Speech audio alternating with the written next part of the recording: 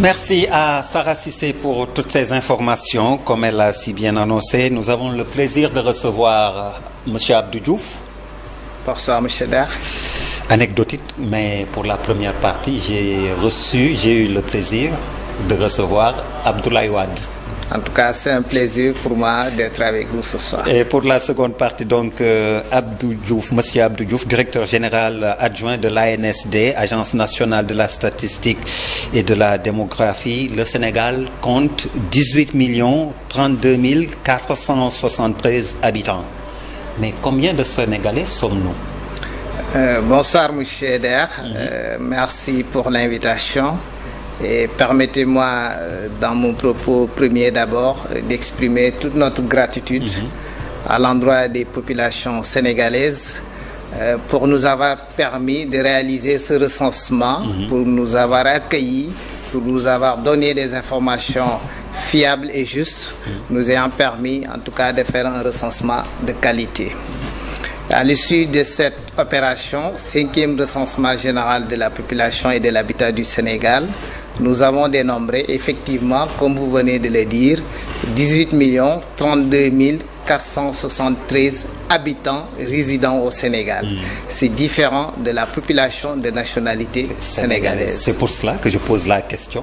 On connaît le nombre d'habitants, mais combien de Sénégalais sommes-nous? Donc le nombre de Sénégalais, on le saura à l'issue des travaux supplémentaires que nous ferons, parce que le recensement portait sur les résidents du territoire national, et à ce titre donc tous les habitants du Sénégal ont été interrogés. En tout cas, nous avons envoyé des agents recenseurs à leur domicile afin qu'ils leur administrent le questionnaire. Et dans ce questionnaire, on avait une question qui portait sur la nationalité. Et donc cette question nous permettra, l'exploitation de cette question nous permettra de pouvoir distinguer parmi ces 18 32 473 habitants qui sont sénégalais et qui sont également de nationalité. Et ceux qui sont de la diaspora, les Sénégalais de la diaspora? Les Sénégalais de la diaspora ne sont pas dénombrés dans le cadre de ce recensement. Le recensement porte juste sur les résidents du territoire sénégalais. Donc au moment de la période des collectes qui portait du 14 mai au 24 juin 2023. Mais dans le questionnaire qui a été administré, il y a une question qui portait sur les Sénégalais, donc les résidents du territoire national qui ont eu à faire un déplacement à l'extérieur du pays et qui résident actuellement à l'extérieur du pays. Donc sur les 5 dernières années, l'exploitation de la base de données que nous avons également nous permettra, dans les travaux supplémentaires que nous ferons, de pouvoir connaître durant les 5 dernières années quels sont les Sénégalais qui sont partis à l'émigration. Mais M. Diouf, quelle est également la sincérité des chiffres de ce recensement si on constate qu'il y a autour de nous des Sénégalais qui disent qu'ils n'ont pas reçu d'agent de recensement? D'accord, merci pour cette question très pertinente qui nous permet également, en tout cas, d'apporter quelques éléments de clarification à ce sujet. Un recensement est censé porter sur l'ensemble de la population. Donc, il est censé être exhaustif. Mais pour des raisons qui peuvent être diverses, il peut arriver que l'agent recenseur n'arrive pas à avoir accès aux ménages. Il peut également arriver que l'agent recenseur ait accès aux ménages, mais ne puisse pas collecter toutes les informations qui ont été sollicitées. Et c'est pourquoi, à l'issue d'une opération de dénombrement comme celle-ci, nous faisons une évaluation pour voir la qualité également des données qui ont été recueillies, pour voir l'exhaustivité de ce dénombrement qui est visé. Et on a fini le dénombrement le 24 juin. Et à partir du mois d'août, du 22 août au 22 septembre, nous avons opéré ce qu'on appelle une enquête post-censitaire. Donc c'est une enquête qui nous permet de retourner, de tirer un échantillon de cette population qui réside sur le territoire national, et donc de revenir vers cette population pour administrer les questionnaires afin de vérifier d'abord est-ce que les populations ont été donc recensées lors du dénombrement, voir également est-ce que les questions, les réponses qui avaient été fournies durant le recensement corroborent avec celles donc que nous avons obtenues à l'issue de l'enquête post-censitaire. C'est après avoir effectué ce travail maintenant que nous arrivons à obtenir ce qu'on appelle le taux de couverture du recensement. Et il se trouve que pour ce recensement, nous avons eu un taux de couverture de 96,2%. Naturellement, le taux varie, c'est une moyenne nationale. Selon les localités, par exemple, dans le milieu rural, nous avons eu un taux de couverture de plus de 97%. Dans certains centres urbains, nous avons eu un taux de 96%, mais la moyenne nationale était de 96,2%. Est-ce à dire qu'il a été plus facile donc pour vous de recenser en milieu rural qu'en milieu urbain? Oui, dans les opérations de collecte de données, généralement c'est ce que nous constatons. En tout cas, l'accès au domicile en zone rurale est beaucoup plus aisé que l'accès au domicile en milieu urbain, qui peut être expliqué par divers faits. Généralement, en milieu urbain, l'habitat étant en vertical, donc c'est des appartements dans des immeubles. Il arrive qu'en journée, donc le ménage se déplace et soit en activité, et que généralement aussi les personnes qui sont au sein du ménage, des fois ne laissent pas accès à un étranger, et pour des raisons de sécurité. Mais cela étant, à l'issue du dénombrement et donc de l'enquête post-censitaire, parce qu'on a fini le dénombrement depuis le 24 juin. Donc on a eu un monitoring qui nous permettait de connaître l'effectif de la population recensée à l'instant. Donc lorsqu'on a fini le dénombrement, nous savions exactement quelle est la population qui a été dénombrée. Mais il nous fallait faire cette enquête post-censitaire afin de savoir est-ce que c'est la totalité de la population qui a été dénombrée. Mais naturellement, ce n'est pas le cas. On n'a jamais un taux de couverture égal à 100%. Déjà 96,2%, c'est un excellent taux. En moyenne, en Afrique, les taux, lorsqu'ils dépassent 95%, le recensement est considéré comme déjà excellent. Sachant qu'en Occident, le taux n'accède rarement 90% de réponses. Et donc, à l'issue de cette enquête post-censitaire, ce qui a été opéré, on a considéré la population dénombrée et on a estimé la population qui n'a pas pu être dénombrée. Donc les 18 32 473 habitants comportent à la fois les personnes dénombrées et les personnes qui n'ont pas été dénombrées. Alors, vous l'avez dit, ce recensement a été fait depuis le mois de juin. Oui. Et les résultats ont été publiés ce jour. Quels sont les principaux éléments qui ont été partagés globalement?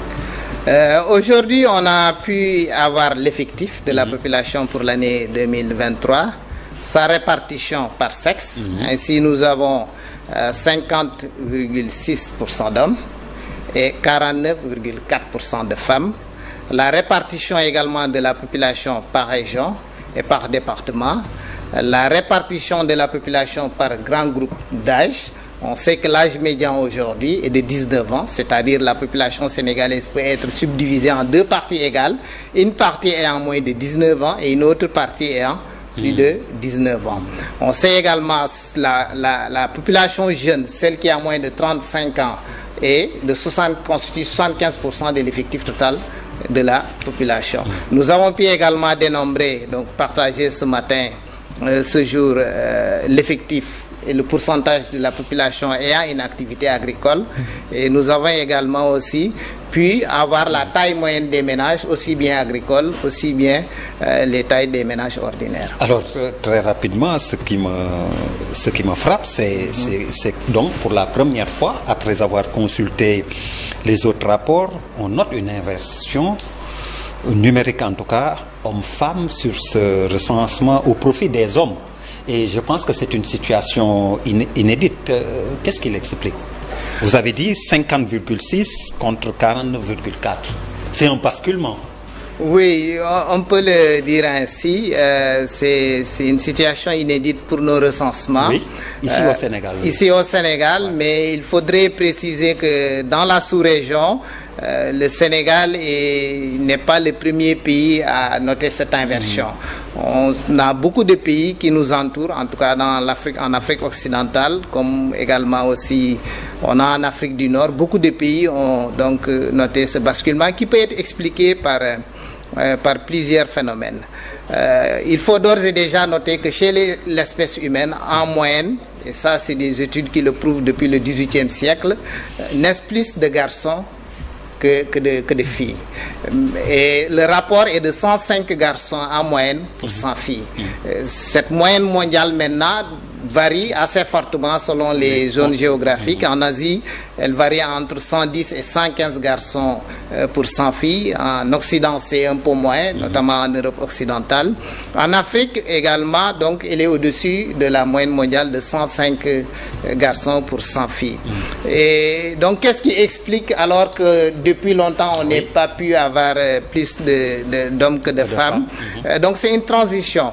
Et il est vrai qu'il y a plus de naissances garçons que de filles, mais la mortalité infanto-juvénile et la mortalité également des jeunes étant très forte de par le passé, puisque déjà en 2005, on avait 121 décès pour 1000 naissances vivantes.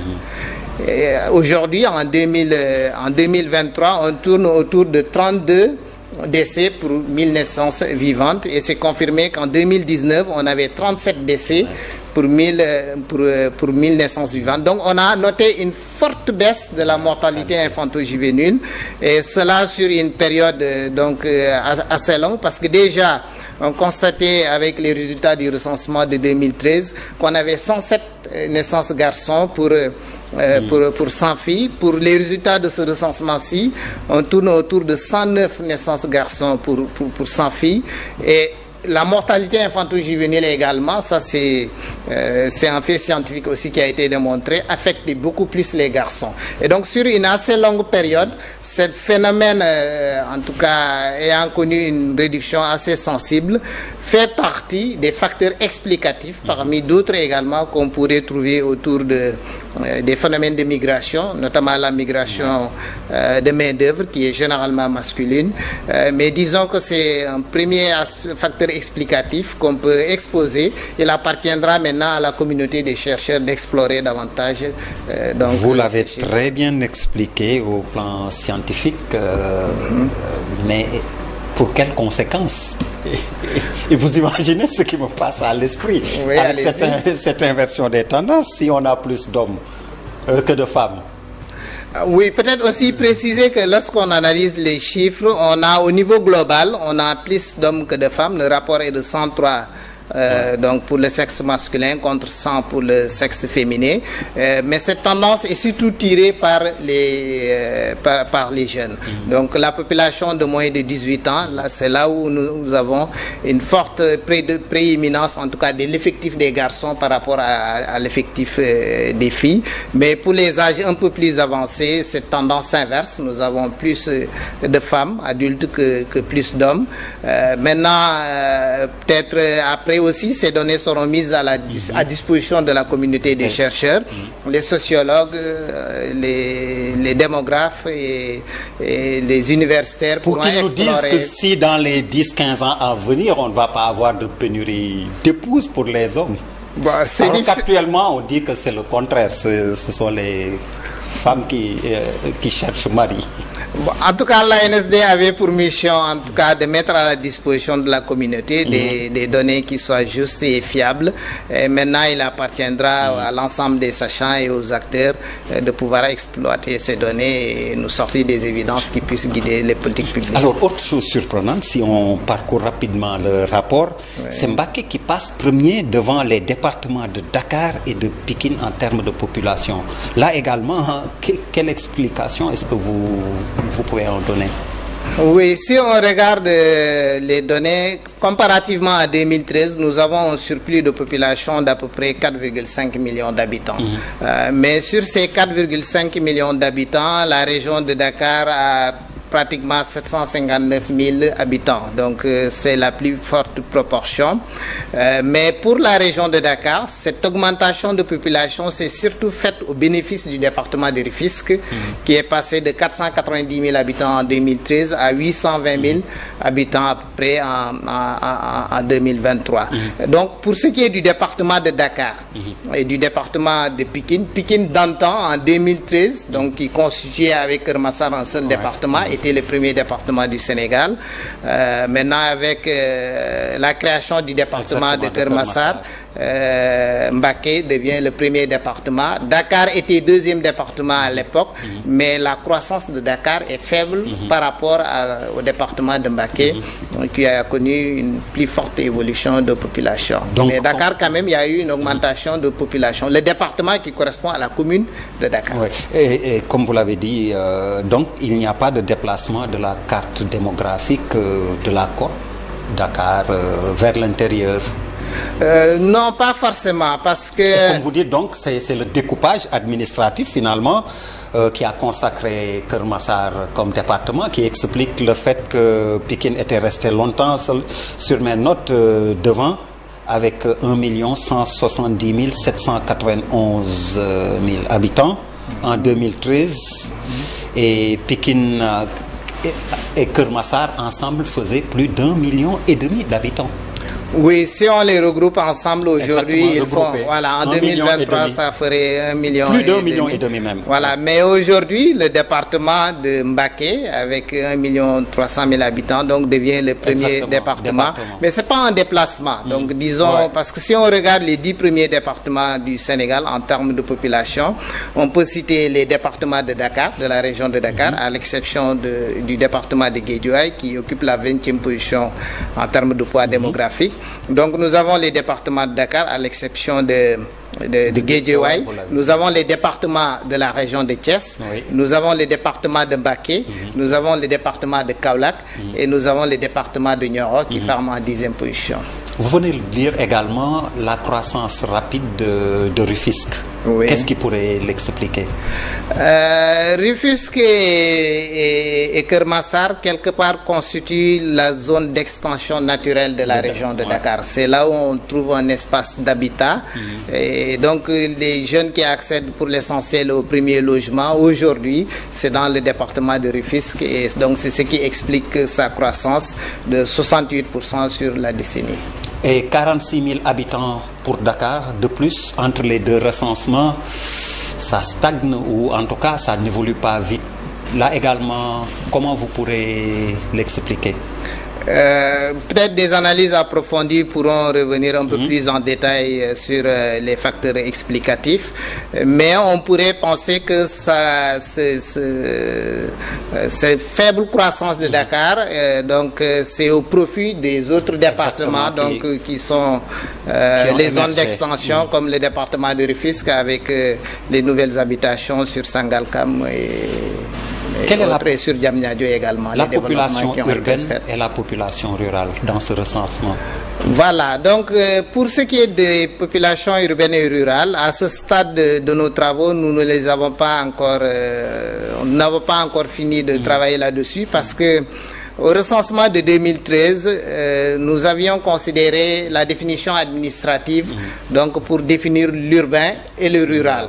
À l'époque, tout ce qui était commune, la population résidant dans les communes était considérée comme urbaine et la population résidant dans les communautés rurales était considérée comme donc rurale. Mais avec la communalisation intégrale, cette définition ne tient plus et nous avons défini un concept donc d'urbain et du rural et en fonction des critères pouvant aller sur la taille de l'effectif de la population, sur les caractéristiques économiques, sur également l'éloignement des maisons, sur la présence d'équipements. Et donc ce concept-là défini qui nous permettra lors de la publication des résultats provisoires donc de pouvoir en tout cas subdiviser la population en population urbaine et rurale. Et justement, comment comprendre également que 46% de la population sont des ménages agricoles? Est-ce que ce n'est pas trop?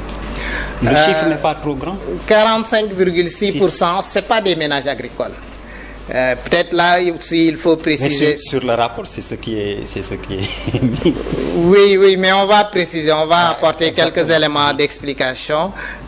Donc, c'est pas des ménages proprement agricoles, mais c'est des ménages. En fait, la définition que nous avons utilisée, donc c'est un ménage dans lequel un membre du ménage exerce une activité agricole, pouvant être la pêche, pouvant être l'élevage, pouvant être également l'agriculture au sens propre du terme, mais c'est pas forcément que les ménages vivent de l'agriculture. Par exemple, à Dakar, on sait que dans beaucoup de ménages, nous avons un membre du ménage qui fait de l'élevage.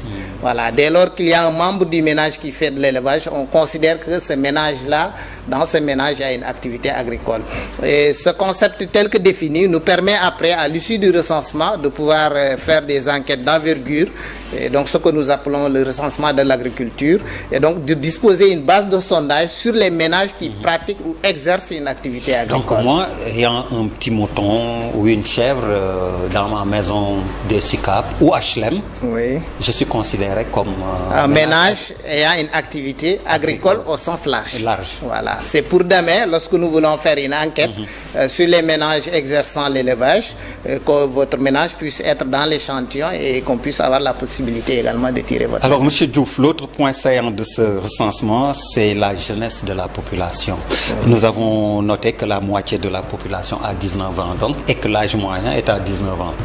Oui, donc l'âge 19 ans, c'est l'âge médian, c'est-à-dire si on devait subdiviser aujourd'hui la population sénégalaise, il y a une moitié qui a moins de 19 ans et une autre moitié qui a plus de 19 ans. C'est un âge jeune, mais on a un glissement vers le haut comparativement au recensement de 2013 où l'âge médian était de 18 ans. On avait encore une population beaucoup plus jeune. Mais une partie de cette population très jeune donc a aujourd'hui plus de 19 ans et c'est cette forte population aussi qui se retrouve sur le marché du travail. L'autre point qu'on peut remarquer, les centenaires. Nous en avons un peu moins qu'en 2013. 3000, plus de 3000 en 2013. Et là, on est à moins de 2000 en 2023. Oui, nous en avons un peu moins dénombré, en tout cas dans le cadre de ce recensement-ci. Alors, le taux de dépendance, pour rester peut-être avec la population active, on passe le taux de dépendance donc de 84 à 75.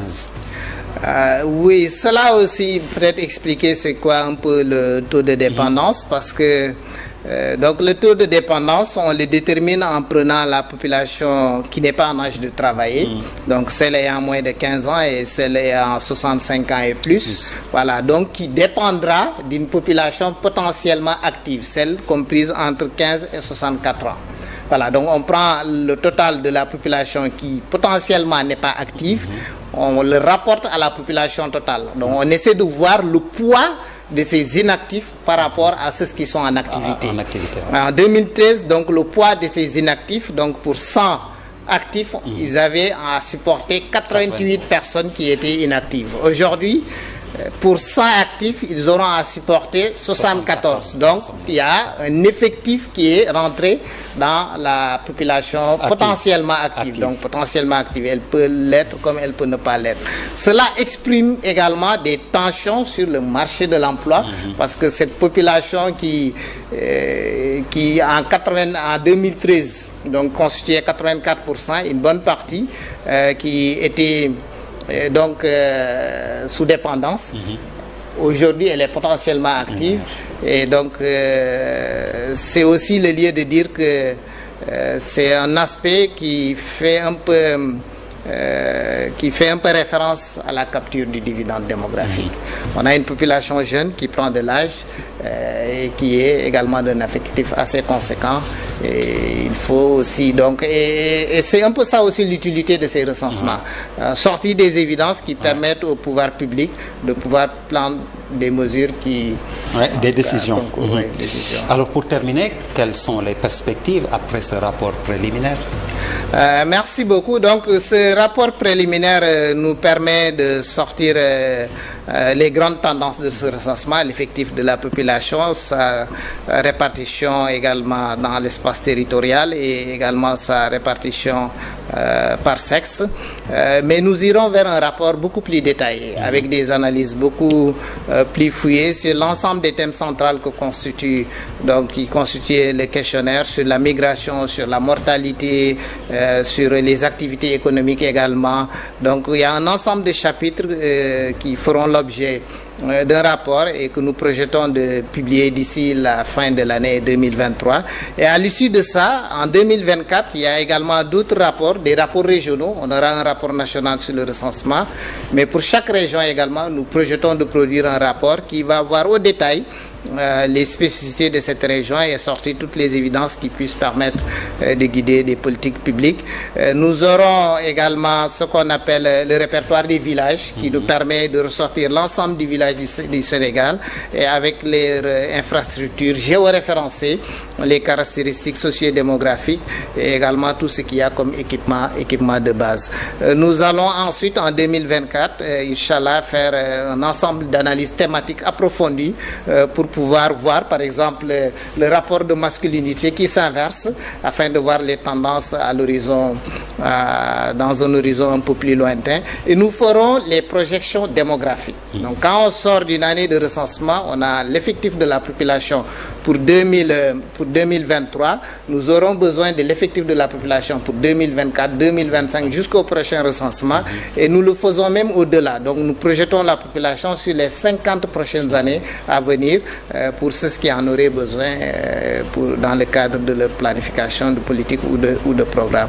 Vous me permettrez aussi d'exprimer toute notre gratitude à l'endroit de l'État du Sénégal parce que ce recensement a été quasi entièrement financé par l'État, à 99%. Nous avons une participation des partenaires techniques et financiers aussi, à qui nous exprimons nos remerciements pour l'appui financier, mais également aussi pour l'assistance technique. Nous remercions tous les segments de l'État sénégalais, l'administration territoriale, les sectoriels, services sectoriels, productrices de données statistiques également, qui nous ont accompagnés. Nous remercions nos équipes techniques, les agents recenseurs qui ont sillonné le territoire national, donc qui ont été dans les différents ménages et également aussi l'ensemble des agents de terrain et d'encadrement, les superviseurs, les services régionaux de la statistique et de la démographie qui à l'échelle du pays aussi ont apporté leur concours et ont piloté sur le terrain cette opération d'envergure nationale et de souveraineté parce que personne ne vient faire le recensement pour nous. C'est nous qui réalisons le recensement pour le Sénégal. Merci beaucoup, Abdou Diouf. Merci, M. Ber. Merci également à vous, mesdames, messieurs, de nous avoir reçus chez vous. Excellente suite de programme sur la TFM, la télévision Futur Média. Merci, bonsoir.